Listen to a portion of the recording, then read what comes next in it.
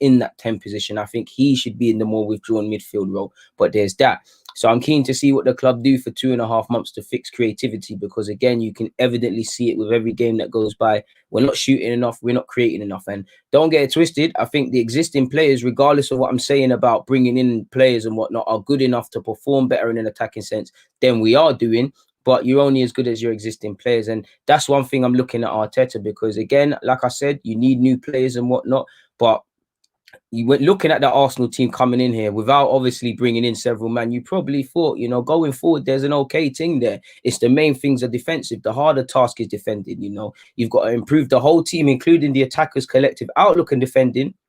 You've got to improve these players individually. You've got to coach that whole defensive unit. And also individually, there's bad habits. You know, they've still got it. Like historically, you know, the bad habits David Luiz has had since he's been playing in England and whatnot, and Arsenal and Chelsea and whatnot. You know, the mistakes he comes with. You know, the same goes for Mustafi. You know, sadly, you go on YouTube, you know, type in Mustafi's mistakes. There's people with whole compilations, Socrates and the rest of them. And even the better players, we just not necessarily glaring obvious errors, but, you know, not tracking back and not following runners. And all of these things that, so to a degree, are still in the game, but it was a massive job. And very quickly, you saw Arteta identify that, fix it, and it's improving, you know, to the point where we think we're setting up too defensive, which there is some truth in that.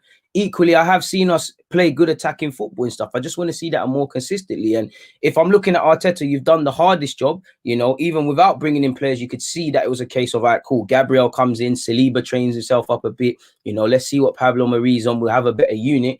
In an attacking sense, with a creative midfielder, of course, will play better. But you've got Aubameyang, regardless of his form. You've got Lacazette, you know, regardless of the question marks. You've got Pepe, who, whatever people say about his first season, myself included, he's up there for Arsenal numbers. You've got Willian, who's not the most prolific. You've got Saka. Like, these are better players to excel in a more attacking sense than we are currently playing. You know, I shouldn't have to see things like 2 shots in the second half against Sheffield. And did we even shoot against City? You know, did Aubameyang even really we didn't have too many chances. Aubameyang hasn't had a shot against Liverpool and City. Don't get it twisted, you know, first and foremost, that lies with Aubameyang, because if you're a striker, why didn't you shoot? It's like a defender. If a defender tells me he didn't make a tackle today or make a significant tackle, why did you do that? You didn't have a good game because of you. You didn't do your thing. And, you know, Aubameyang clearly will take responsibility, but at the same time, he's not being given the ball, you know.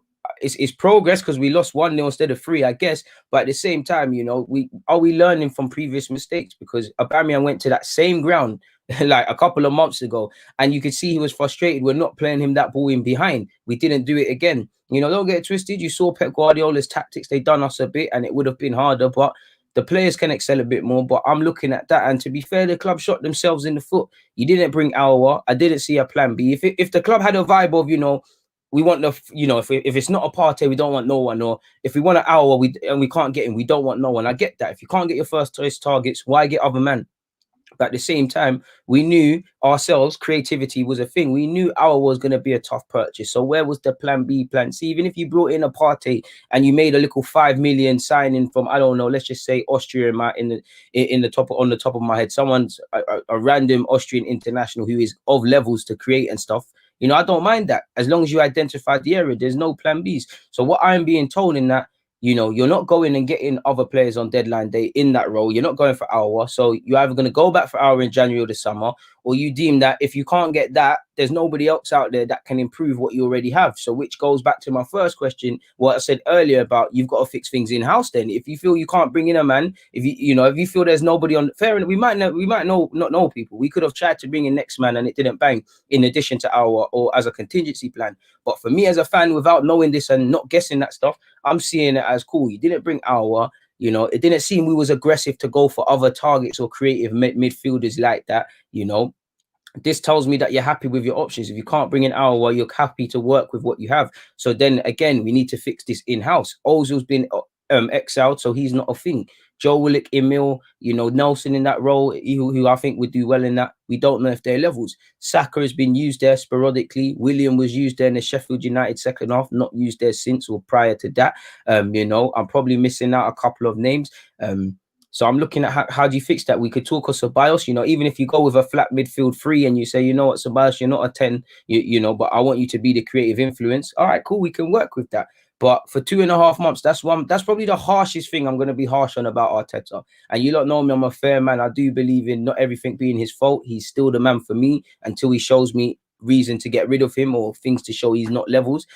But you know,